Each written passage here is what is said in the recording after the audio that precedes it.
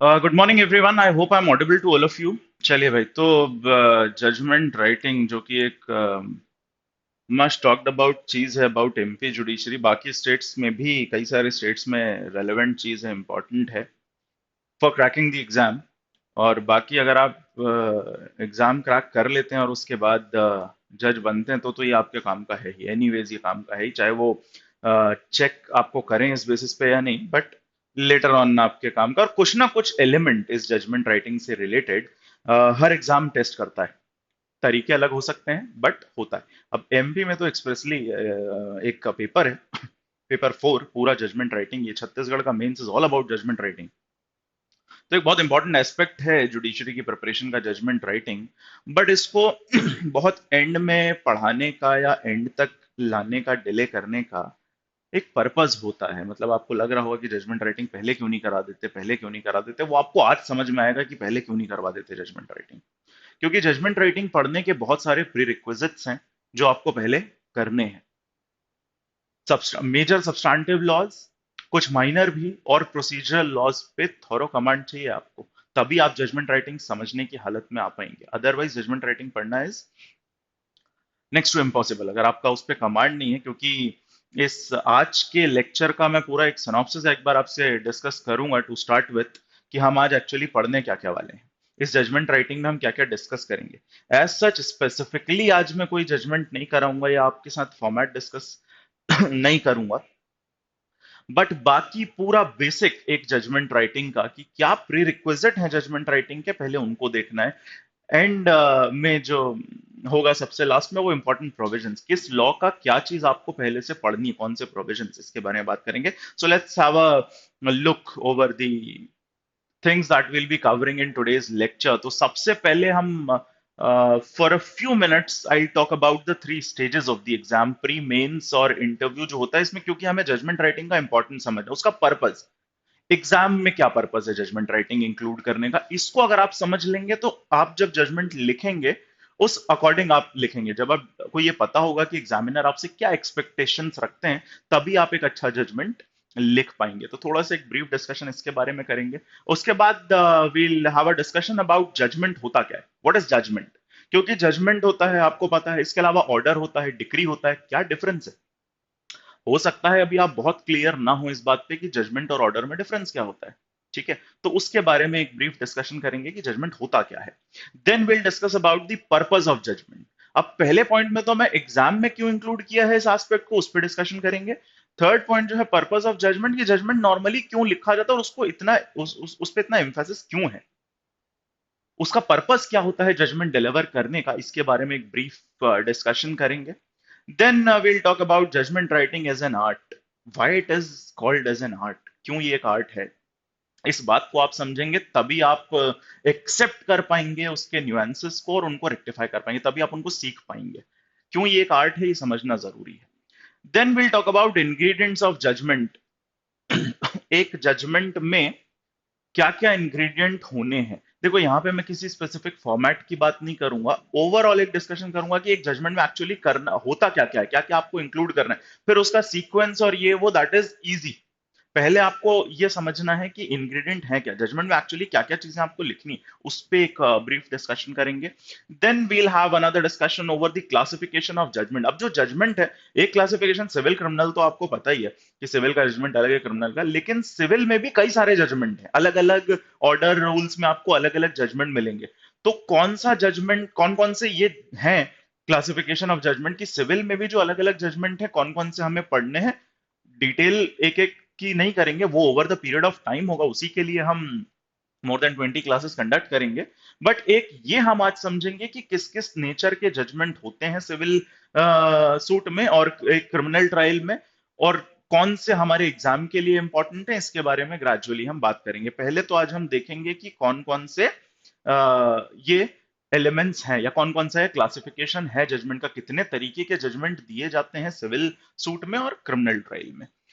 Then will talk about how to write a standard judgment, एक ideal या एक अच्छा जजमेंट कैसा होना चाहिए, इसके कुछ की पॉइंट्स पे हम डिस्कशन करेंगे, और सबसे एंड में जो होगा, जो अभी सबसे बड़ा प्रीरिक्विजिट आपको लगता है जजमेंट राइटिंग पढ़ने के पहले, इंपॉर्टेंट पार्ट्स ऑफ बेरेट, बेरेट के वो कौन से सेक्शंस हैं जो जजमेंट राइटिंग के लिए आपको ब्रश अप करने हैं। देखिए, जजमेंट राइटिंग को मेंस में इंक्लूड करने का पर्पस ये है कि प्री आप दे चुके हैं, आपको सारे सब्जेक्ट का नॉलेज है।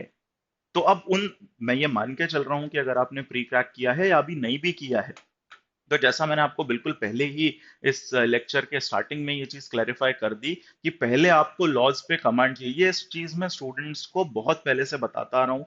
आई got numerous calls during the whole year कि सर जजमेंट राइटिंग कब शुरू होगा, जजमेंट राइटिंग कब शुरू होगा। और जो फाउंडेशन बैच के स्टूडेंट्स नहीं है, ऐसी जिन्हें सिर्फ जजमेंट राइटिंग पढ़ना है, उनसे भी मैंने ये चीज कही थी कि आप जजमेंट राइटिंग का बैच तभी ज्वाइन करना जब आपके ये लॉज पे कमांड हो जाए, जब आप सब्सटैंटिव लॉज और क्रिमिनल लॉज के बारे में जानते हो सब कुछ, तभी आप समझ पाएंगे। नहीं तो कोई मतलब नहीं है इस क्लास को अटेंड करने का। मैं या कोई भी और मेंटर आपको जजमेंट राइटिंग समझा नहीं सकता जब तक बेरेट के कुछ प्रोविजंस पे आपका कमांड नहीं है। ठीक है? तो ये पूरी एक लिस्ट है, बहुत लंबी लिस्ट है, सब्जेक्ट वाइज है कि आईपीसी के कौन से प्रोविजन, सीआरपीसी के कौन से प्रोविजन, एविडेंस के कौन से प्रोविजन, सीपीसी के कौन से प्रोविजन, ये बहुत सारे लिमिटेशन, एसआरए, कॉन्ट्रैक्ट, सबके बारे में बात करनी है कि किस एक्ट के कौन से प्रोविजन इंपॉर्टेंट हैं फॉर जजमेंट राइटिंग। यहीं से आपकी जजमेंट राइटिंग की प्रिपरेशन शुरू होगी। सबसे पहले आप उन प्रोविजंस को रिवाइज करिए, तो जजमेंट राइटिंग आप समझ पाएंगे। ठीक? सो ये पूरा एक आज के लेक्चर का सिनॉप्सिस है। चलिए let's begin with the first thing, that is the 3 stages of the exam. अब आपको पता है जुडिशरी का हर हर स्टेट वाइज जो एग्जाम कंडक्ट होता है, हर स्टेज, हर जो एग्जाम है 3 स्टेज में है, prelims, mains and interview. Prelims में ऑब्जेक्टिव नॉलेज चेक हो रहा है आपका, एक फिल्टर है बेसिकली। प्री जो स्टेज है वो एक फिल्टर है। बहुत सारे स्टूडेंट अपेयर होते हैं प्रीलिम्स एग्जामिनेशन में, और वहां एक फिल्टर लग जाता है। जैसे जितनी भी सीट्स होती हैं, नॉर्मल ये रूल है हर स्टेट का कि उसके 10 टाइम स्टूडेंट्स को मेंस के लिए बुलाया जाता है। जितनी सीट्स हैं उसके 10 टाइम्स, क्योंकि प्री में तो बहुत सारे स्टूडेंट अपेयर होते हैं। अगर अभी जो रिसेंटली एमपीसीजी का एग्जाम हुआ है उसकी अगर हम बात करें, तो वहां पे भाई ये चीज है कि लगभग 40,000 लोगों ने फॉर्म फिल किए थे, और अच्छा खासा एक रेट था नंबर ऑफ स्टूडेंट्स जो अपीयर हुए हैं, क्योंकि दूसरे स्टेट्स में भी इस बार सेंटर्स थे। अप्रोक्सीमेटली 10 टाइम्स को मेंस के लिए सेलेक्ट किया जाता है, तो वो नंबर बहुत कम हो जाता है। ठीक है? तो वो ये जो प्रिलिमिनरी स्टेज है ऑब्जेक्टिव नॉलेज चेक करने के लिए और एक फिल्टर का काम करती है। अब जो बचे हैं मेंस के लिए, वो एज पर दी हाई कोर्ट सीरियस एस्पिरेंट्स हैं। अब आपको डिस्क्रिप्टिव, अब आपके आंसर राइटिंग और जो आपका नॉलेज है उसको in depth, in detail check किया जाएगा। अब ऑब्जेक्टिविटी नहीं है, अब आपको हर चीज का रीजन देना पड़ेगा। आप सिर्फ किसी पर्टिकुलर क्वेश्चन का आंसर लिख के नहीं छोड़ सकते हैं। डिस्क्रिप्टिव एग्जाम होता है मेंस हर जगह, उसका पर्पस ये है कि पूरा इन डिटेल उन्हें सब कुछ चाहिए आपसे। अच्छा, इसी मेंस का एक पार्ट है जजमेंट राइटिंग। इसी मेंस एग्जाम का एक पार्ट है जजमेंट राइटिंग। और हर स्टेट में, जैसा मैंने कहा, यूपी वगैरह में भी छोटी छोटी चीजें आती हैं। पूरा ऐसा डेडिकेटेड पेपर भले ही ना हो दूसरे स्टेट्स में, बट इससे कनेक्टेड चीजें आती हैं। जैसे आप हरियाणा या डीजेएस का पेपर देखेंगे, तो मेंस एग्जाम में बेरेक्ट अलाउड होता है, वहां अवेलेबल होता है सेंटर पे ऑलरेडी। आप अपना नहीं ले जाते हैं, बट वहां अवेलेबल होता है, और आप उसको कंसल्ट कर सकते हैं, आप डायरेक्ट देख सकते हैं, क्योंकि वहां एप्लीकेशन बेस्ड क्वेश्चन होते हैं। सेट ऑफ फैक्ट होता है and you have to write your descriptive answer, एक कंक्लूजन देना होता है। तो वो काइंड ऑफ जजमेंट राइट नहीं है, उसमें एक्चुअली आप सब डिसाइड कर रहे हैं कि सेट ऑफ फैक्ट है, उसमें क्या हो रहा है। जैसे एक पर्टिकुलर इंसिडेंस दिया हुआ है, आप अगर क्रिमिनल की बात करें तो उसमें कौन कौन से ऑफेंसेस हो रहे हैं, ये सब आपको वहां डिसाइड करना है। तो कहीं ना कहीं आपका ये जो स्किल है जजमेंट राइटिंग का, वो हर जुडिशरी का एग्जाम लगभग टेस्ट करता है। ठीक? तो वो अलग अलग तरीका है हर स्टेट का। एमपी ने सेपरेट पेपर ही इंक्लूड किया है, पेपर 4। अलग कैसे है ये बाकी चीजों से मेंस के भी? अब अगर एमपी को आप देखें तो पेपर 1 और पेपर 3 आपके लॉ के नॉलेज को चेक करता है। वहां डायरेक्टली क्वेश्चन होता है, आप सीधे सीधे आंसर लगते हैं। जजमेंट राइटिंग इंक्लूड करने का पर्पस है कि जो लॉ आपने पढ़ा, जो उसके प्रोविजंस पढ़े, उसकी एप्लीकेबिलिटी चेक करना, कि आप उसको कितना अप्लाई कर पाते हैं एक सेट ऑफ फैक्ट में। ये पर्पस है जजमेंट राइटिंग के पेपर को इंक्लूड करने का मेंस में। या जैसा मैंने आपको बताया कि डीजेएस और हरियाणा में उस तरीके के क्वेश्चन ही होते हैं मेंस में लॉ के। तो वहां भी ये जो आपका एक अप्रोच है या ये जो एस्पेक्ट है, ये चेक ऑलरेडी होता है। तो अब आपको बहुत अच्छे से ये चीज समझ में आई होगी, आपको पता होगा, आप इस तरीके के जो क्वेश्चंस देखते हैं वहां आपको थॉरो नॉलेज के साथ साथ उसकी प्रैक्टिकल अप्रोच भी समझनी है।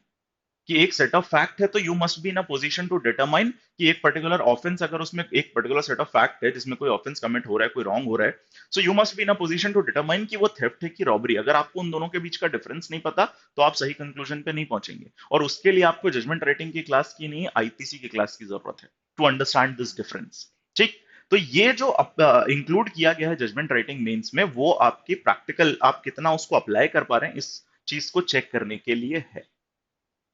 ये तो हो गई और इसके बाद इंटरव्यू जो है, जो तीसरी स्टेज है, वहां बहुत ज्यादा, ऑल्दो जुडिशरी के किसी भी इंटरव्यू में आपसे लॉ पे ही मेजर क्वेश्चंस होते हैं, ऐसा थोड़ा ट्रेंड है, but actually interview is a test of your presentation, कि आप फिजिकली किसी के सामने प्रेजेंट होते हैं, so how you present yourself. क्योंकि बीइंग अ जज, जब आप डाइस पे बैठेंगे कोर्ट में और लॉयर्स वहां पे होंगे, तो आप कितने कॉन्फिडेंट हैं।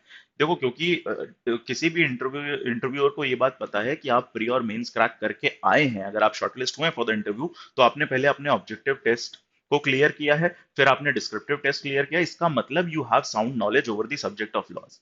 वो बहुत ज्यादा मैटर नहीं करता, करता है बट बहुत ज्यादा नहीं, आप कितने कॉन्फिडेंस के साथ अपियर हो रहे हैं, बॉडी लैंग्वेज आपकी क्या है, ये सब ज्यादा मैटर करता है। तो ये तो है तीनों स्टेज, इसमें जजमेंट राइटिंग का इंपॉर्टेंस मेरे ख्याल से आपको समझ में आया होगा। अब आते हैं व्हाट इज अ जजमेंट।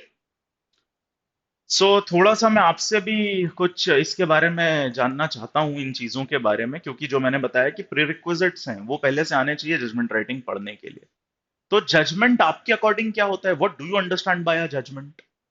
अगर हम डेफिनेशन की बात करें तो सीपीसी तो डिफाइन करता है, क्रिमिनल में एज सच डेफिनेशन नहीं है, बट सीपीसी डिफाइन करता है जजमेंट को। आप क्या समझते हैं जजमेंट से? What do you understand by judgment? Chat box के थ्रू आप मुझे बता सकते हैं।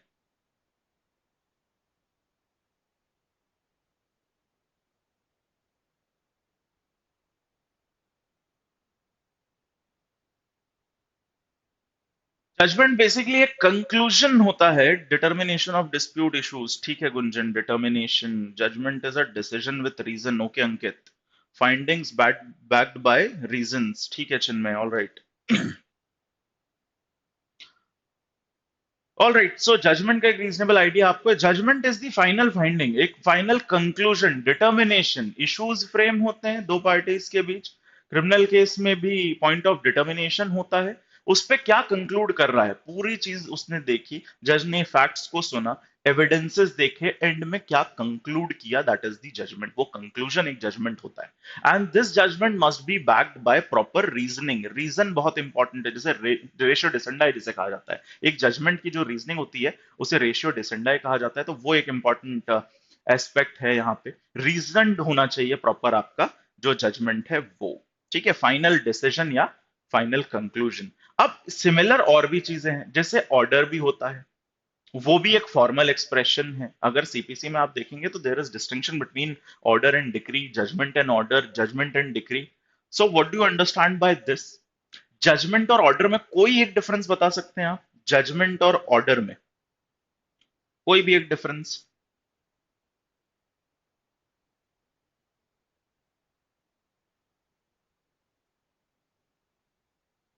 Judgement is final. Pavan, order भी तो फाइनल होता है भाई।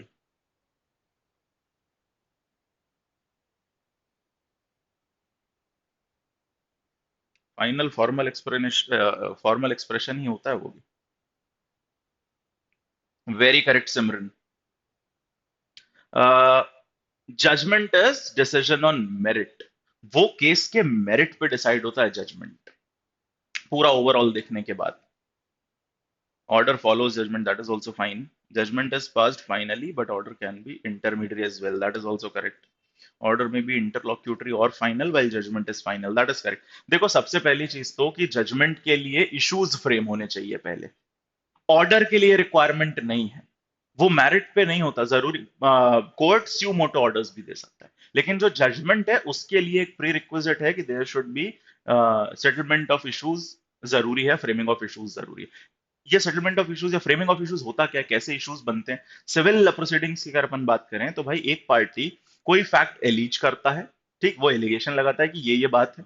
दूसरी जो पार्टी है, या तो उसको एक्सेप्ट कर लेगा या वो डिनाई करेगा। अगर एक्सेप्ट कर लिए तो दैट बिकम्स एडमिशन, अगर डिनाई किया किसी फैक्ट को दूसरी पार्टी में, दैट बिकम्स एन इशू, वो इशू बनता है। जैसे मान लीजिए मेरे और मेरा एक फ्रेंड है, मेरे एक फ्रेंड ने मेरे अगेंस्ट एक सूट फाइल किया है और वहां जाके वो एक फैक्ट एलीज करता है कि मैंने उससे 50,000 रुपए उधार लिए हैं। और उसने तीन चार एक सेट ऑफ फैक्ट्स उसने रखा कोर्ट के सामने कि मैंने उससे 50,000 रुपए उधार लिए हैं, प्लस मैंने ये कहा था कि मैं 10% इंटरेस्ट पे करूंगा जब वापस करूंगा, और विद इन 6 मंथ्स में लोन उसका 50,000 का वापस करूंगा। ये सेट ऑफ फैक्ट कोर्ट के सामने रखे, एलीज करे। अब इसमें से कुछ चीजें मैं मान लूंगा, कुछ डिनाई करूंगा, या हो सकता है सब डिनाई कर दूं या सब मान लूं, what ever is the situation. तो जितनी चीजें मैं इसमें से मान लेता हूं, जैसे पहला सेट ऑफ फैक्ट था कि मैंने उससे 50,000 उधार लिए, अगर मैंने ये चीज एक्सेप्ट कर ली कि हाँ कोर्ट में जाके मैंने बोल दिया यस मैंने 50,000 उधार लिए हैं, तो ये इशू नहीं बनेगा, क्योंकि उसने एलिज किया, मैंने मान लिया, ये खत्म। लेकिन वो जो कह रहा है कि 10% इंटरेस्ट की बात हुई थी, मैं कहता हूं नहीं सर, 10 की नहीं, 8% इंटरेस्ट की बात हुई थी। So this will become an issue. इस तरीके से इशू की फ्रेमिंग होती है। ठीक। सो ये जो फ्रेमिंग ऑफ इश्यूज है, ये जजमेंट का प्रीरिक्विजिट है, ऑर्डर में ये सब नहीं होता। डिक्री की अगर हम बात करें तो डिक्री एक फॉर्मल एक्सप्रेशन है उस जजमेंट का। जजमेंट वो कंक्लूजन है, उसका फॉर्मल एक्सप्रेशन, उसको लिख के नॉर्मली जजमेंट का जो लास्ट पैरा होता है वो डिक्री बनता है। अब डिक्री में भी देखो, मैं बहुत ज्यादा डिटेल में उसको जाके नहीं यहाँ पे डील करूंगा, क्योंकि मैं ये मान के चल रहा हूं कि आप ये सब चीजें पढ़ के आए, मैं सिर्फ ब्रश अप करा रहा हूं आपके कंसेप्ट को। अब डिक्री में भी preliminary, final, partly preliminary, partly final decree, ठीक, अलग अलग तरीके से हो सकती है। प्रिलिमिनरी डिक्री मतलब कोई इशू डिसाइड तो हुआ है, सेटल तो हो गया है, डिटर्मिनेशन उस पे हो गया है, बट अभी उसमें कुछ चीजें और रह गई हैं, फाइनल नहीं है। जैसे फॉर एग्जांपल आप समझ लीजिए इस चीज को।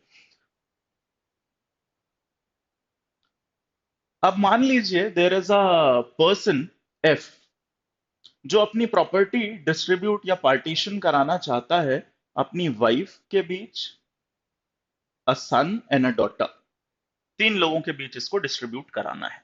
अब जो टोटल प्रॉपर्टी है एफ की, तो कोर्ट ने ये डिसाइड कर दिया कि हाँ भाई ये तीनों एलिजिबल हैं उस प्रॉपर्टी में राइट लेने के लिए, या लेट्स से इसकी डेथ हो गई है, उसके बाद फाइनली प्रॉपर्टी सेटल होना है।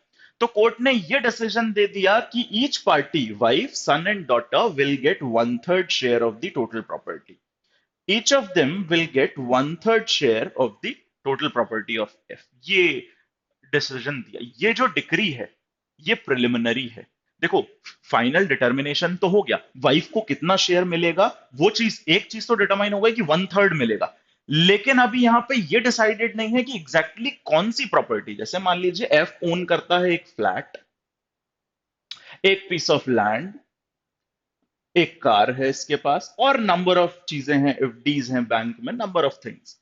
अब प्रिलिमिनरी डिक्री क्या हो गई कि आपने ये डिटरमाइन कर दिया कि किस पार्टी को कितना शेयर मिल रहा है, बट एग्जैक्टली exactly क्या मिलेगा, अभी फाइनल डिग्री आना बाकी है इसमें, क्योंकि एग्जैक्टली exactly क्या मिलेगा, फ्लैट मिलेगा, लैंड मिलेगा, कार किसको मिलेगी, this is to be determined, that will be the final decree, that will be the final decree. I hope you got this, yes no, बस मुझे एक बार कंफर्मेशन देते जाना that you are getting this.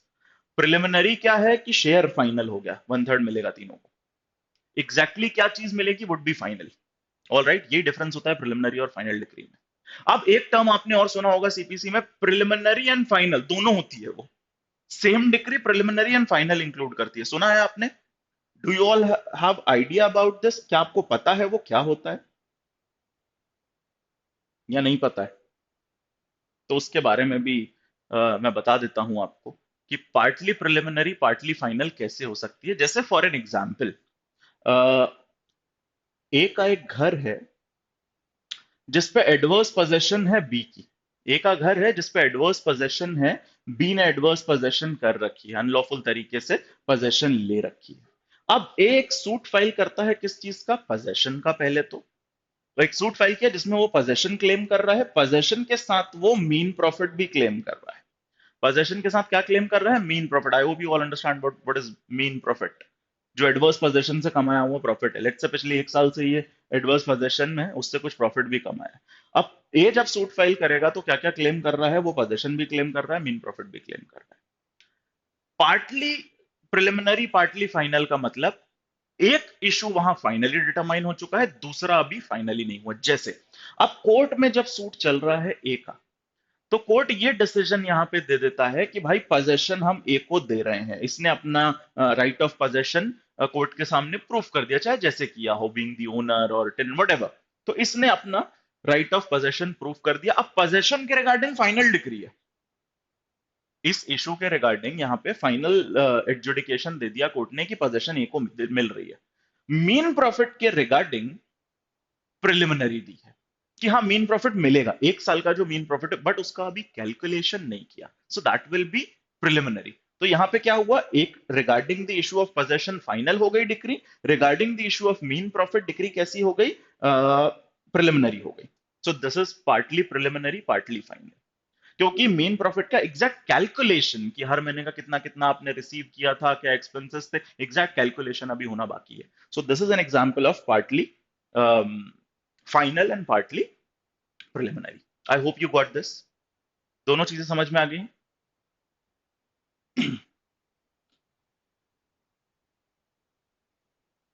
All right, चलिए। सो इस तरीके से अब ये सारी चीजें अगर आपको नहीं पता है तो बिलीव मी आपको जजमेंट राइटिंग इसीलिए प्रॉब्लम होती है क्योंकि ये सब फंडे आपके बहुत ज्यादा क्लियर नहीं है पहले से। आप सीधे उसके पीछे भागते हैं जजमेंट राइटिंग के, विच इज नॉट गुड। ये सब आप क्लियर करें, उसके बाद आप जजमेंट राइटिंग पढ़ेंगे, बहुत इजी लगेगा, बहुत ज्यादा कोई ऐसी डिफिकल्टी नहीं है उसमें। चलिए, तो that was about what is judgment और कैसे ये बाकी चीजों से डिफरेंट होता है। डिक्री क्या है, जो फाइनल पैराग्राफ होता है नॉर्मली, वो उसका एक फॉर्मल एक्सप्रेशन। मैंने बीइंग अ जज कंक्लूड कर दिया कि हाँ भाई मैं इसको पोजीशन दे रहा हूँ या मैं मेन प्रॉफिट इसको दे रहा हूँ। अब उसको फॉर्मली जब एक्सप्रेस किया जाएगा कि ये पोजीशन मिल रही है, वो रीजन वीजन सब कुछ होता है उसमें, कैसे आपने उस कंक्लूजन तक आप पहुंचे। अभी जब इंग्रेडिएंट ऑफ जजमेंट हम पढ़ेंगे, या वो जो स्टैंडर्ड जजमेंट के मैं आपको एसेंशियल, उसमें मैं बताऊंगा how we reach to this conclusion, और वहां सबसे इंपॉर्टेंट होती है आपकी रीजनिंग, रेशियो डिसेंडाई, किस बेसिस पे आपने ये जजमेंट दिया, कैसे आपने ये पर्टिकुलर फाइंडिंग तक आप पहुंचे हैं, दिस इज वेरी इंपॉर्टेंट। इसके बाद है पर्पस ऑफ जजमेंट, जजमेंट दिया क्यों जाता है, व्हाट डू यू थिंक, क्यों जजमेंट दिया जाता है। रिटर्न में पूरा एक एक चीज लिख के जज वहां पे बताता है, क्यों क्यों देते हैं जजमेंट लिख के। तो जजमेंट लिखने का जो पर्पस है वो ये है कि आपका जो थॉट प्रोसेस है, बीइंग अ जज, आप किसी कंक्लूजन पे पहुंच रहे हैं, वो क्लियरली एक्सप्रेस्ड होना चाहिए to both the parties interested.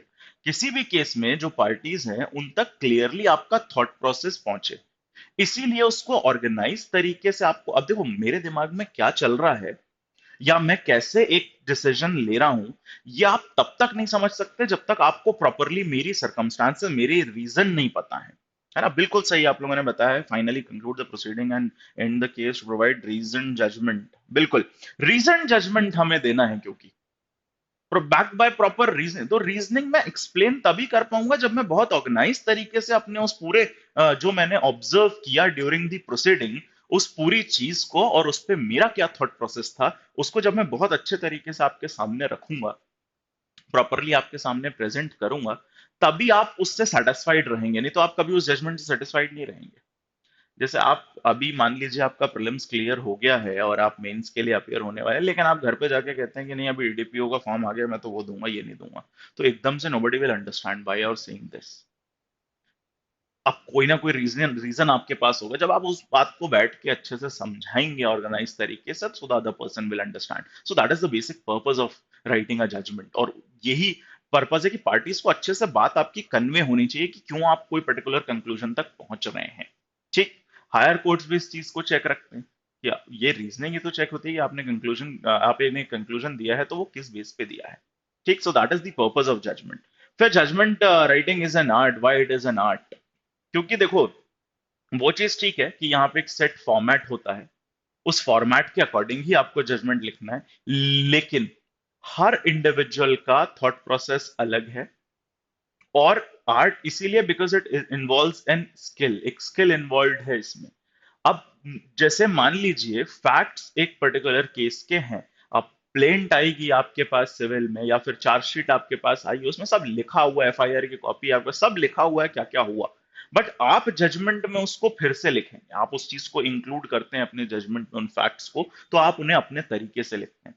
तो जब आप अपने तरीके से लिखते हैं वहां आपका अपना स्किल इन्वॉल्व है, आप कितना ऑर्गेनाइज, आपसे ज्यादा एक्सपेक्टेशंस है। एक पुलिस ऑफिसर जो एक पुलिस स्टेशन में बैठ के एफआईआर लिख रहा है, उससे थोड़ी कम एक्सपेक्टेशन है सोसाइटी को, इन कंपैरिजन टू यू आपसे ज्यादा एक्सपेक्टेशन है। इसीलिए आपका जो तरीका हो वो ऑर्गेनाइज्ड होना चाहिए, बहुत प्रॉपर होना चाहिए। लैंग्वेज का यहाँ बहुत रोल होता है, बहुत प्रॉपर लैंग्वेज आपको यूज करनी है। आप अपनी डे टू डे लाइफ की वेब सीरीज वाली लैंग्वेज इस्तेमाल नहीं करेंगे जजमेंट राइटिंग में। पता चला कोई आपके पास जजमेंट के लिए आया, किसी ने फाइल करा और टेम्पररी इंजंक्शन मांग रहा है, वो व्यक्ति है इंजंक्शन मांग रहा है, आप डायलॉग मार दे रहे हैं, खालिन भैया था इसके लिए आप हमारे दरवाजे पे चले आए। इस तरीके की चीजें, मतलब there is a dignity to that office of जज। सो अकॉर्डिंगली आपकी लैंग्वेज होनी चाहिए, है ना, ल्यूसिड लैंग्वेज इजी होनी चाहिए। ऐसा भी नहीं कि आप बहुत हाई फाई लिख रहे हैं, किसी की समझ में ही नहीं आ रहा, क्योंकि पर्पस, इसीलिए मैंने पहले बताया कि पर्पस समझोगे तो ही अच्छा जजमेंट लिख पाओगे। पर्पस क्या है? अपनी बात बहुत अच्छे से कन्वे करना है आपको पार्टीज को, और कोई भी एक्स वाई जेड उस जजमेंट को पढ़े तो उस तक सारी चीजें लॉजिकली पहुंचे। आपकी जितनी भी चीजें हैं वो लॉजिकली उस व्यक्ति तक पहुंचनी चाहिए, कन्वे होनी चाहिए आपकी बात बहुत ऑर्गेनाइज। इसीलिए जजमेंट राइटिंग को एक आर्ट कहा। यहाँ पूरा आपका स्किल दिखेगा। वो सिर्फ वर्बैटिम नहीं है कि जो आपके पास आया प्लीडिंग्स में आपने उठा के वही का वही इधर लिख दिया, ऐसा नहीं। आपको अपने तरीके से उन चीजों को रीऑर्गेनाइज करना है, अपना एनालिटिकल दिमाग लगाना है उसमें, उसके बाद आप एक जजमेंट को डिजाइन करते हैं, फॉर्म करते हैं। ऐसा बिल्कुल मत सोचिए इस पेपर के लिए भी, मतलब वो तो चलो ठीक है, when you will be a जज और आप जजमेंट देंगे, इस पेपर के रिगार्डिंग भी इस मिसकंसेप्शन में मत रहिए कि जो वो तो पेपर में सब दिया रहता है वही का वही कॉपी करना है। ऐसा बिल्कुल नहीं है। अगर आप ऐसा करेंगे तो बहुत अच्छे मार्क्स तो आपको नहीं मिलेंगे, मार्क माय वर्ड्स। आपको अच्छे मार्क्स अगर चाहिए तो आपको उसे अपने तरीके से ऑर्गेनाइज करके, इसीलिए इसे एक आर्ट बोला जाता है, क्योंकि आपको उसी इंफॉर्मेशन को अपने तरीके से और अच्छे से स्किलफुली कम्युनिकेट करना है, लॉजिकल सीक्वेंस में कम्युनिकेट करना है। That's why judgment is considered to be an art. चलिए नेक्स्ट अपने हेड की तरफ बढ़ते हैं हम। So that is the ingredients of judgment. अब देखिए, मैंने जैसा कहा कि मैं कोई स्पेसिफिक फॉर्मेट पे नहीं बात कर रहा हूं फिलहाल, ओवरऑल ओवरव्यू ले रहे हैं हम एक जजमेंट का। तो क्या क्या एक्चुअली एक जजमेंट में इंक्लूड करना है, उसकी सीक्वेंस क्या होगी, वो सब हाई कोर्ट के रूल्स पे भी काफी चीजें डिपेंड करती है। क्या फॉर्मेट एग्जैक्टली अपन देखेंगे, विद सेट ऑफ फैक्ट हम लोग देखेंगे आगे की क्लासेस में कि एक पर्टिकुलर फैक्ट को किस तरीके से आपने ऑर्गेनाइज किया। बट पहले उसका ओवरव्यू जरूरी है, आपके दिमाग में वो चीज आए कि क्या क्या इंक्लूड करना है हमें। तो सबसे पहले आपके जजमेंट में फैक्ट, जैसा मैंने आपको बताया, फैक्ट्स होते हैं। और फैक्ट्स कहाँ से आते हैं? प्लीडिंग से। सिविल है तो प्लीडिंग से, बाकी चार्जशीट से या कंप्लेंट के से, इंडिविजुअल ने जो कंप्लेंट फाइल करी वहां से आपको सेट ऑफ फैक्ट पता चलेगा कि केस है क्या एक्चुअली। उसको आप ऑर्गेनाइज तरीके से अपने तरीके से लिखेंगे, उसको आपको समराइज। अच्छा, एमपी सीजे के मेंस में अगर आप देखेंगे तो एक समराइजेशन का भी अलग से, प्रेशर राइटिंग जिसको कहते हैं, वो एक अलग से एलिमेंट है पेपर टू में। वो भी इसीलिए है, वो भी आपके इस स्किल को चेक करता है कि एक बड़ी इंफॉर्मेशन को आप कैसे शॉर्ट करते हैं और उसके एसेंशियल्स को मिस किए बिना आप कैसे ऑर्गेनाइज तरीके से उसे प्रेजेंट करते हैं। तो फैक्ट्स आपके सिविल केस में प्लीडिंग से आ जाएंगे, क्रिमिनल में आपके चार्जशीट या कंप्लेंट से वो सेट ऑफ फैक्ट आपको मिलेगा। उसके बाद एविडेंसेस देखने हैं आपको, ओरल डॉक्यूमेंट्री दोनों। विटनेस की टेस्टिमनी हो सकती है, कोई पर्टिकुलर डॉक्यूमेंट्स हो सकते हैं, ये सारी चीजें आपके एविडेंसेस में हो सकती है। एविडेंसेस का एप्रिसिएशन होता है, मार्शलिंग और एप्रिसिएशन आपने सुना होगा, यही बैकबोन होते हैं जजमेंट के, मार्शलिंग और एप्रिसिएशन ऑफ एविडेंस। इसके बारे में अभी मैं बात करूंगा, ये होता क्या है किस तरीके से, जब स्टैंडर्ड जजमेंट की बात करेंगे वहां मैं इसको इन डिटेल डील करूंगा कि एप्रिसिएशन का मतलब क्या है और मार्शलिंग ऑफ एविडेंस का मतलब क्या है। इसके बाद reference of the applicable laws, आपको जजमेंट में रेफर करना है लॉज, कि आप अगर ये बात कंक्लूड कर रहे हैं तो किस बेसिस पे, और बेसिस क्या होगा? लॉ का कोई प्रोविजन होगा उसका बेसिस। अगर आप क्रिमिनल का जजमेंट लिख रहे हैं तो आईपीसी से आप प्रोविजंस कोट करेंगे, सीआरपीसी एविडेंस के प्रोविजंस आप कोट करेंगे, सिविल में भी सेम है, contract specific relief, TPA, CPC, इन सब के प्रोविजंस। तो करेक्ट प्रोविजन आपको कोट करना है, अलॉन्ग विद अगर केसेस कोट कर रहे हैं तो साइटेशन के साथ प्रॉपरली आपको देना है वो सारी चीजें। तो प्रोविजंस बहुत इंपॉर्टेंट है। जो अभी तक हम, जैसे आईपीसी अगर आपने पढ़ा होगा प्रिया मेंस के लिए, तो जो पनिशमेंट वाला पोर्शन होता था ना, या वेरिएंट्स होते हैं, जैसे थेफ्ट 378 में डिफाइन है, 79 में उसका पनिशमेंट, उसके बाद अलग अलग वेरिएंट्स हैं, वो हम नॉर्मली याद नहीं रखते थे for the purpose of pre and mains, but अब for the purpose of prelims basically. अब मेंस में स्पेशली जजमेंट राइटिंग में आपको उनको याद करना पड़ेगा। इसीलिए एंड में मैं आपको वो लिस्ट दूंगा पूरी, जो आपको याद रखनी है चीजों की, किन किन एरियाज से ज्यादा बनते हैं क्वेश्चन, इसके बारे में ग्रेजुअली जब हम क्लासेस करेंगे जजमेंट राइटिंग की, एक एक चीज पे बात करेंगे कि किस एरिया से ज्यादा जजमेंट आने के चांसेस होते हैं मेंस एग्जाम में, उन पे भी बात करेंगे। तो आपको प्रॉपर रेफरेंस देना है to that applicable laws. Then findings of the जज और मजिस्ट्रेट, आपको अपनी फाइंडिंग्स बतानी है। हर इशू पे फाइंडिंग होती है, जितने इशू फ्रेम होंगे या जितने पॉइंट ऑफ, क्रिमिनल में पॉइंट ऑफ डिटर्मिनेशन की किन किन चीजों को हमें डिटरमाइन करना है, डिसाइड करना है, हर उस पॉइंट पे आपको अपनी फाइंडिंग देनी है अलग। हर पॉइंट पे अपनी फाइंडिंग एक पैराग्राफ में आप लिखेंगे and that finding must be backed by proper reasoning, उसके पीछे प्रॉपर रीजन आपको देना है, लॉजिकल होना चाहिए, वो कुछ भी नहीं होना चाहिए कि दिया कुछ था फाइंड अपने कुछ और कर लिया। इसके बाद अल्टीमेट डिसीजन, उन फाइंडिंग्स के बेसिस पे जो हर इशू पे या हर पॉइंट ऑफ डिटर्मिनेशन पे आपकी जो फाइंडिंग्स होंगी उसके बेसिस पे आप अपना अल्टीमेट डिसीजन देंगे। जैसे क्रिमिनल में आपने कन्विक्शन या एक्विटल का जजमेंट दे दिया, यहाँ पे आप सूट डिसमिस कर रहे हैं या अलाउ कर रहे हैं, इस तरीके से आप फाइनल अपना जो कंक्लूजन, जो अल्टीमेट डिसीजन है, वो आप हर बहुत सारी जो आपने फाइंडिंग्स करी हर इशू पे या हर पॉइंट ऑफ डिटर्मिनेशन पे जो आपकी फाइंडिंग्स है, on the basis of that आप एक अपना फाइनल या अल्टीमेट डिसीजन या जजमेंट देते हैं। तो ये पूरे इंग्रेडिएंट्स हैं एक जजमेंट में। अब फॉर्मेट थोड़ा वेरी कर सकता है, स्टेट वाइज भी थोड़ा वेरी करता है, अपन उस चीज को अलग से डील करेंगे पूरा प्रॉपरली। ये एक ब्रीफ है, ओवरव्यू है कि सारी चीजें क्या क्या इंक्लूड एक जजमेंट में बेसिकली होती हैं। इसके बाद अपन आते हैं अपने नेक्स्ट हेड की तरफ, that is classification of judgement.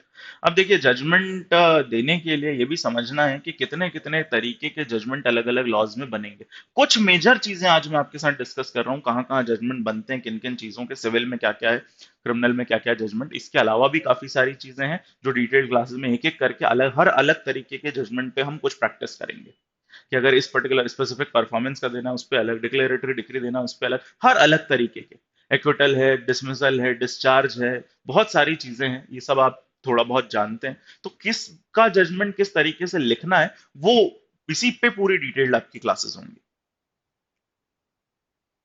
जैसे सिविल में देखिए कौन कौन से जजमेंट्स हो सकते हैं।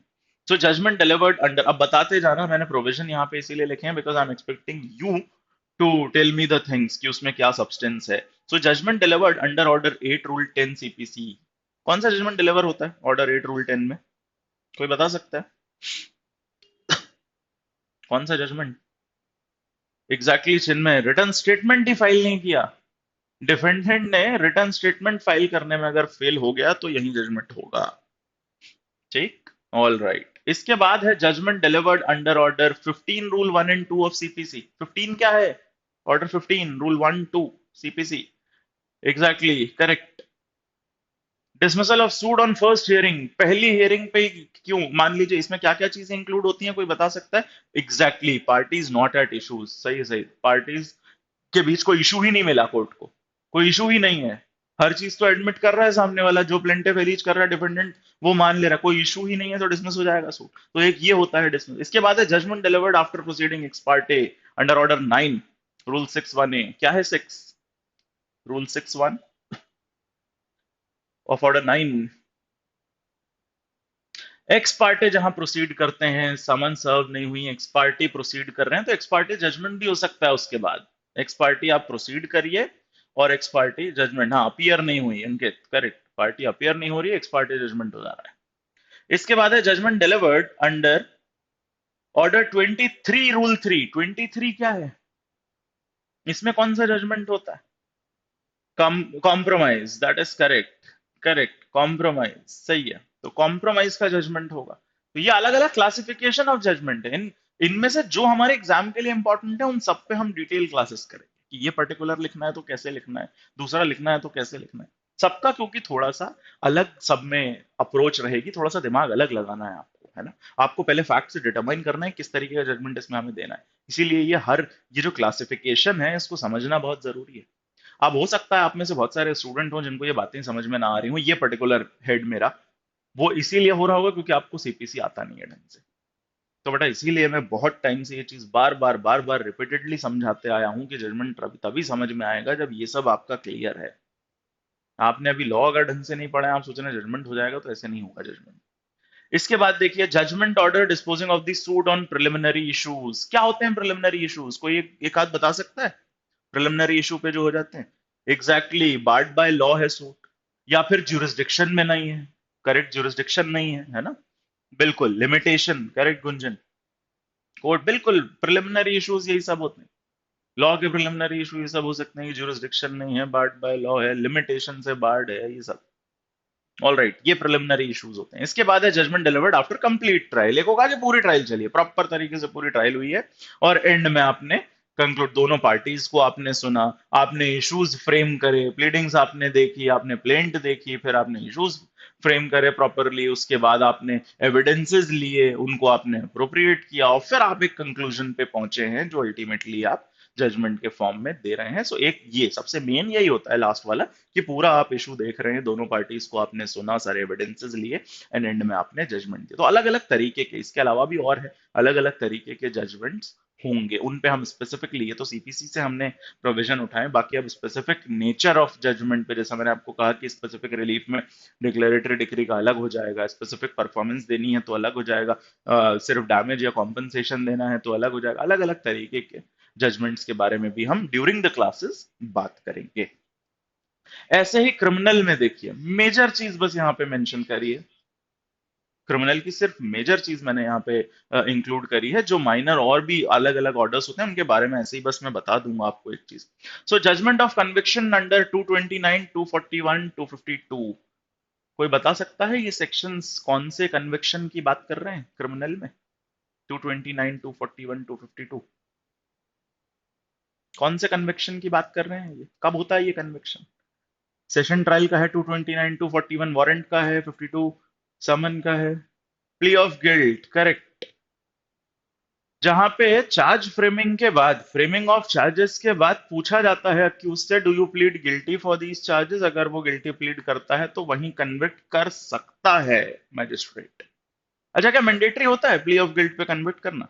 मान लीजिए अक्यूज को आपने चार्जेस फ्रेम करके बताए, अच्छा charge framing is also part of this only, उसके बारे में भी अपन डिटेल में बात करेंगे, वो भी बहुत जरूरी चीज है, क्योंकि उससे अक्यूज को आप बताते हैं कि आपको यहाँ क्यों खड़ा किया गया है कोर्ट में, क्या क्या आपके ऊपर एलिगेशंस लगाए गए, बेसिकली उसका एक स्टेटमेंट है वो। तो जब वो समझ जाता है कि क्या क्या चार्जेस, उससे पूछा जाता है डू यू प्लीड गिल्टी, है ना? तो बिल्कुल जरूरी नहीं है कि अगर वो गिल्टी प्लीड कर दे तो आप कन्विक्शन कर लें, because there may be there may be an element of involuntariness, कि हो सकता है वो प्लीड तो कर रहा है लेकिन वो इनवॉलेंट्री कर रहा है, वॉलेंट्री नहीं है, तो इसीलिए आपको ये चेक करना है, उसके बाद ही आप देंगे। इसीलिए जरूरी नहीं है कि आप कन्विक्शन करें, कर भी सकते हैं या आप एविडेंस बुला सकते हैं, है ना? ऑल राइट, तो ये एक तरीके का जजमेंट। इसके बाद एक जो मेजर जजमेंट होता है वो जजमेंट ऑफ कन्विक्शन और एक्विटल अंडर सेक्शन 235, 48, 55। ये क्या है? ये पूरा कंक्लूजन ऑफ ट्रायल की बात करता है, जब ट्रायल कंक्लूड हो जाती है, सेशन की 235, वारंट ट्रायल मजिस्ट्रेट की 48 और 55 समन, तो जो पूरा कंक्लूजन, पूरा आपने भाई दोनों के एविडेंसेस लिए, पूरा केस सुना, सब कुछ आपने किया, उसके बाद आप एक कंक्लूजन पे पहुंचे, वेदर कन्विक्शन और एक्विटल ऑफ द अक्यूज, तो वो एक फाइनल जो होता है, वो एक फिर आपका फाइनल जजमेंट इस तरीके से आप देते हैं। इसके अलावा भी बहुत सारे ऑर्डर्स पास होते हैं क्रिमिनल में, सीआरपीसी में आपने देखे होंगे कुछ, एक एग्जांपल मैं आपके साथ डिस्कस करता हूं उस तरीके के। जैसे प्रोसिक्यूशन की जब क्रिमिनल केस स्टार्ट होता है तो it is to be started by the prosecution. Prosecution brief में सारे चार्जेस बताता है पहले कि क्या क्या वो एलीज कर रहे हैं अगेंस्ट द अक्यूज, और प्राइमा फेसी और लिस्ट ऑफ एविडेंसेस फाइल करता है, तो वो प्राइमा फेसी देखने के बाद ही कोर्ट चाहे तो डिस्चार्ज कर सकता है। ये सेशन में भी होता है, बाकी मैजिस्ट्रेट ट्रायल में भी होता है, वहीं पे डिस्चार्ज ऑर्डर पास कर सकता है, तो वो भी एक चीज है। इसके अलावा पूरी बात सुनने के बाद या प्रोसिक्यूशन के एविडेंसेस लेने के बाद सेशन के पास एक स्पेशल पावर होता है एक्विटल का। कोई उसका सेक्शन बता सकता है? मैंने कई बार प्री के पहले भी बताया था, बहुत इंपॉर्टेंट है वो। ये सिर्फ कोर्ट ऑफ सेशन के पास होता है, अलग से एक एक्विटल का पावर। कौन सा सेक्शन है, कोई बता सकता है? कोर्ट ऑफ सेशन के पास होता है पावर 32, करेक्ट, 232, करेक्ट विपुल, 232 बहुत इंपॉर्टेंट है, तो ये एक अलग से एक्विटल का पावर है ना?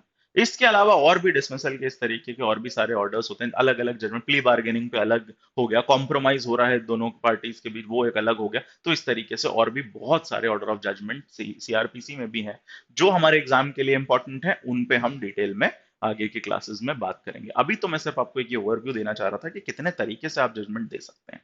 ठीक, अब इसमें आप वो भी देखेंगे, प्रोबेशन वगैरह भी देखेंगे, 360 भी आपको देखना है कि क्या वो हो रहा है, क्या एडमोनिशन प्रोविजन लग रहा है, नहीं लग रहा है, वो सारी चीजें आप यहाँ देखते हैं, उसके बाद आप अल्टीमेटली एक कंक्लूजन की तरफ पहुंचते हैं।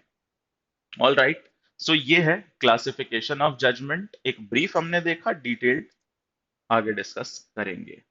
अब आते हैं one of the most important aspect of today's lecture, that is how to write a standard. एक स्टैंडर्ड जजमेंट के लिए क्या क्या पॉइंट आपको ध्यान में रखना है, किन किन एरियाज पे आपको स्पेशली वर्क करना है, तो सबसे पहले है यूज ऑफ करेक्ट लैंग्वेज। मैंने आपको कहा एक उस ऑफिस की डिग्निटी भी है, so you must use language as per that the dignity of that office. साथ साथ वो बहुत ही ल्यूसिड होनी चाहिए, बहुत इजी टू अंडरस्टैंड होनी चाहिए, क्योंकि आपने पर्पस देखा जजमेंट का क्या है।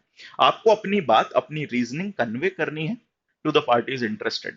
और कोई भी एक्स वाई जेड पर्सन उस जजमेंट को पढ़े तो उस तक आपका थॉट कन्वे होना चाहिए प्रॉपरली, इसीलिए वो इजी टू अंडरस्टैंड भी होनी चाहिए along with a standard language.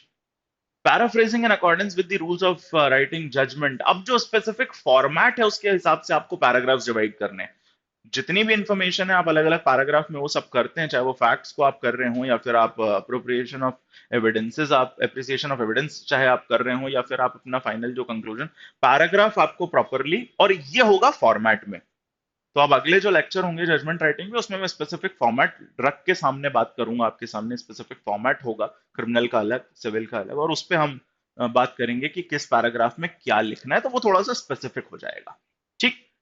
तो वो पैराफ्रेजिंग आपकी बहुत प्रॉपरली होनी चाहिए, ये बहुत इंपॉर्टेंट एस्पेक्ट है जजमेंट लिखने का। और रिपीटेशन ऑफ फैक्ट नहीं होना चाहिए उसमें, बार बार एक ही बात आप नहीं करेंगे, चाहे वो लीगल प्रिंसिपल है फैक्ट, रिपीटेशन नहीं होना चाहिए, क्योंकि पैराफ्रेजिंग जब आप करेंगे, आप अभी देखेंगे, अभी मैं इसके बाद नेक्स्ट मार्शलिंग की बात करने वाला हूँ, मार्शलिंग और एप्रिसिएशन ऑफ एविडेंसेस की, तो ध्यान रखिएगा कि यहाँ पे इसके बाद जब आप ये करेंगे तो यहाँ रिपीटेशन ना हो। So next point is proper marshalling and appreciation of evidence without repetition of fact and legal principal. Marshalling और एप्रिसिएशन होता क्या है, पहले इसको समझ लीजिए। मार्शलिंग का मतलब है कि जो भी एविडेंसेस आपके सामने आए हैं उसकी प्रॉपर ग्रुपिंग। अब देखो भाई, होता क्या है कि जैसे एक क्रिमिनल ट्रायल चल रही है, अब उसमें मल्टीपल पॉइंट ऑफ डिटर्मिनेशन है, नंबर ऑफ चीजें आपको डिटरमाइन करनी है, अलग अलग चीजें, सब पे आपको अपनी फाइंडिंग देनी है, अलग अलग पॉइंट पे आपको अपनी बात कन्वे करनी है, या उस पॉइंट को आपको कंक्लूड करना है। ठीक। अब एक विटनेस आता है, वो अपनी टेस्टिमनी में मल्टीपल चीजें कहेगा, वो तो पूरी कहानी सुनाएगा आपको, वो मल्टीपल चीजें बताएगा। अब ये आपका काम है बीइंग अ मैजिस्ट्रेट, उसकी मार्शलिंग की, उसको प्रॉपर ग्रुपिंग करे, कौन सी बात किस फाइंडिंग के लिए रेलेवेंट है, किस पॉइंट ऑफ डिटर्मिनेशन के लिए। उसकी जो पूरी ओवरऑल टेस्टिमनी थी, आप वैसी की वैसी अपने जजमेंट में नहीं उतार सकते, है ना। ये होती है मार्शलिंग, ग्रुपिंग ऑफ एविडेंसेस की, किस पर्टिकुलर चीज के लिए इसमें रिपीटेशन ना हो फैक्ट्स का या लीगल प्रिंसिपल का, ये ध्यान रखना है। फिर अभी डिटेल में जब क्लासेस होंगी तो एक एक अपन एग्जाम्पल रख के सीखेंगे कि how it is to be done. Appreciation की अगर अपन बात करें, तो एप्रिसिएशन का मतलब कि कोई भी पर्सन जो एविडेंस दे रहा था, वो किस हद तक या कैसे आपको, कहां तक आपको कन्विंस कर पाया है, ये देखना बहुत जरूरी है। कि वो आपको कन्विंस कर पाया है, वो बात रख पाया है, जो भी वो एलीज कर रहा है, जो भी फैक्ट वो एलीज कर रहा है, एक पर्सन एविडेंसेस उसके फेवर में वो दे रहा है, तो कितना आप उससे कन्विंस हो रहे हैं, that is the basically the appreciation of evidences. ठीक है। सो एप्रिसिएशन में मार्शलिंग के बाद की प्रोसेस है, पहले उसकी ग्रुपिंग होगी सारी चीजों की, और उसके बाद एप्रिसिएशन होगा। एप्रिसिएशन का मतलब यही कि कितना, देखो पहले तो आपको ये बीइंग अ जज आपने पढ़ा होगा, बाकी प्रोसीजरल लॉ एविडेंस में भी आपने ये पढ़ा होगा, कि आपको ये भी देखना है कि कोई एविडेंस आ रहा है तो वो रेलेवेंट है या नहीं, it is also to be decided by जज। तो आपको उस पूरे एविडेंसेस या उस टेस्टिमनी जो भी आपको एग्जाम में सेट ऑफ फैक्ट में दिया रहेगा, उसमें से रेलेवेंट चीजें निकालनी है अपने पॉइंट ऑफ डिटर्मिनेशन के लिए, या अपने जो इश्यूज आपने फ्रेम किए हैं सिविल सूट में, उसमें क्या क्या उस पूरी टेस्टिमनी से रेलेवेंट है, वो सब निकालना। उसकी ग्रुपिंग मार्शलिंग होगी, उसका एनालिसिस पूरा, कि उससे प्रूफ हो पा रही है या नहीं बात, रेलेवेंट तो है वो पर्टिकुलर एविडेंस, ठीक, वो रेलेवेंट है for the merit of the judgment, लेकिन उससे कितना आप कन्विंस हो पा रहे हैं, नहीं हो पा रहे हैं, दैट इज बेसिकली एप्रिसिएशन। तो पहले मार्शलिंग ग्रुपिंग करो, उसके बाद देखो कि वो कितना कन्विंसिंग है वो एविडेंसेस, इस बेसिस पे, क्योंकि आपको अल्टीमेटली अपना जजमेंट लिखना है। सो that is appreciation in brief. इसके बाद है application of proper legal principles and citations. ये भी बहुत इंपॉर्टेंट एस्पेक्ट है जो आपके जजमेंट को अच्छा बनाता है।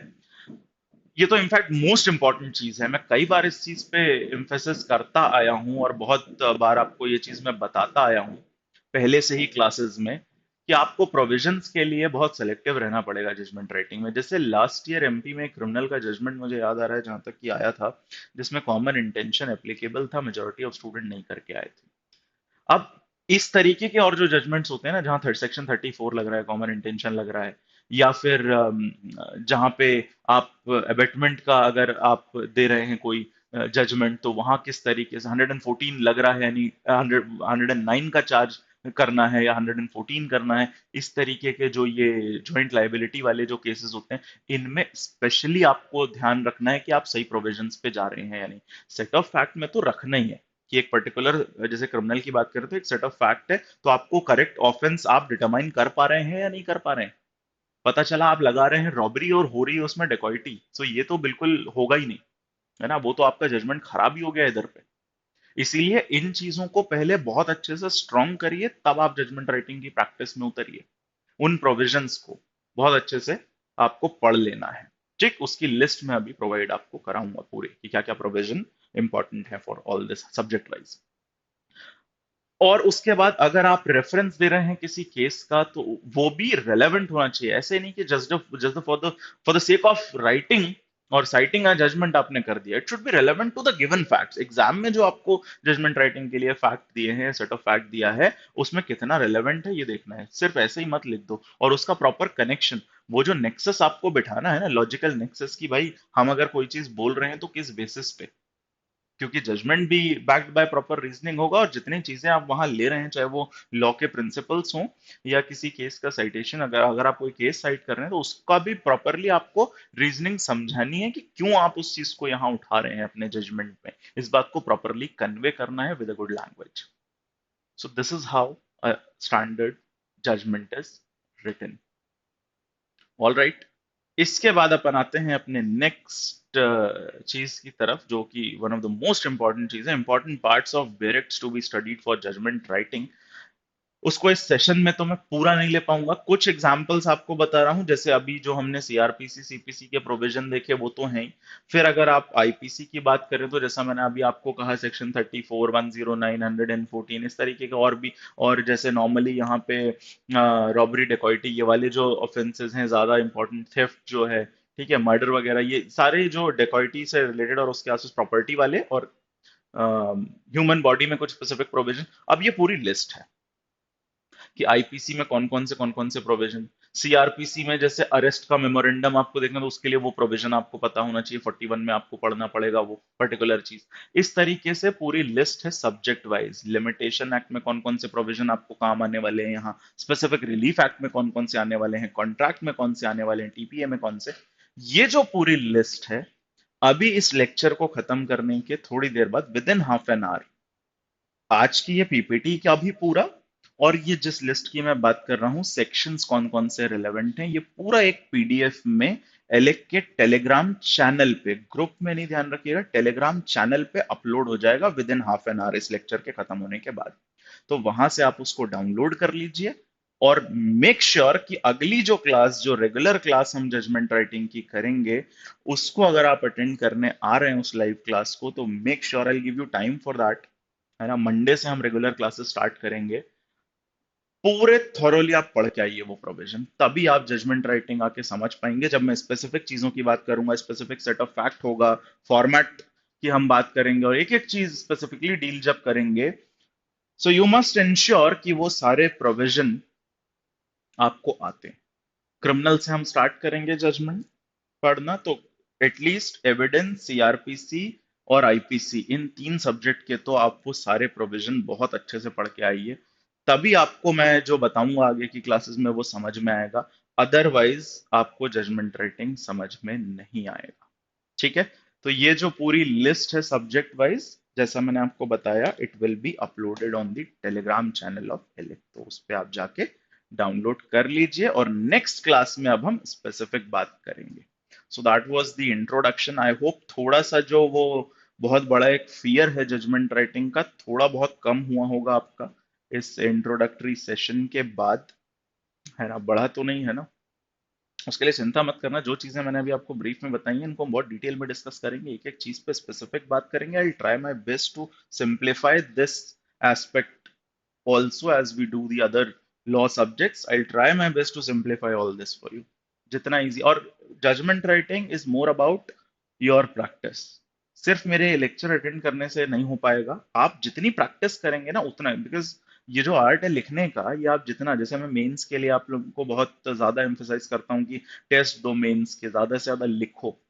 वो लिख लिख के आपको क्लियर होता है। और ऐसी जजमेंट राइटिंग है, जितने आप सेट प्रैक्टिस करेंगे ना, एक पूरा इंट्रो में आपको दे दूंगा, हर तरीके के जजमेंट पे अपन बात कर लेंगे कि इस तरीके के फैक्ट में क्या करना है, इसमें क्या करना है। वो सब होने के बाद आपके ऊपर एक बहुत बड़ा टास्क होगा कि नंबर ऑफ चीजें आप प्रैक्टिस प्रैक्टिस सेट्स भी हम लोग प्रोवाइड करेंगे। उसके अलावा भी आप बुक से और भी बहुत सारे जजमेंट की प्रैक्टिस करिए।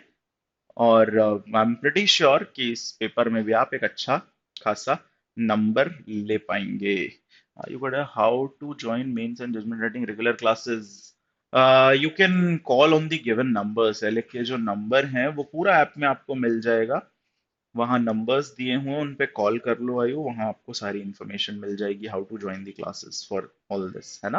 गिवन नंबर्स पे आप कॉल करोगे, पूरी इन्फॉर्मेशन मिल जाएगी।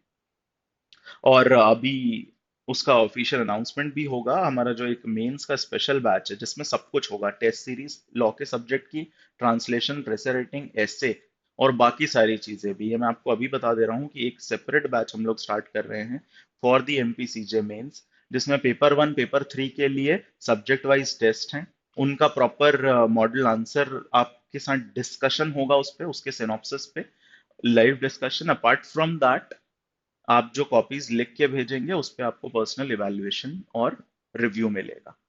ये होगा पेपर 1 और 3 के लिए। पेपर 2 के लिए आपको प्रैक्टिस सेट्स मिलेंगे, प्रेसे राइटिंग के, ट्रांसलेशन के, और ऐसे मॉडल एसेज, लगभग 40 मॉडल एसेज आपको दे दिए जाएंगे।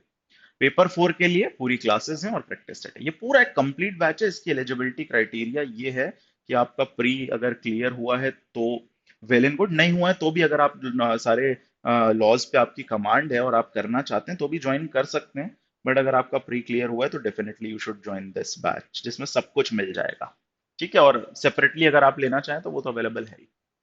All right, so that's all for today session. और जैसा मैंने आपको बताया, मंडे से रेगुलर क्लासेस जजमेंट रेटिंग हम स्टार्ट कर देंगे। तब तक वो जो लिस्ट आपको अभी प्रोवाइड होगी प्रोविजंस की, उसको आप बहुत अच्छे से पढ़ लीजिए, तो आपको बहुत हेल्प मिल जाएगी जजमेंट राइटिंग समझने में। I hope this session would have been helpful for you. All right, thank you everyone.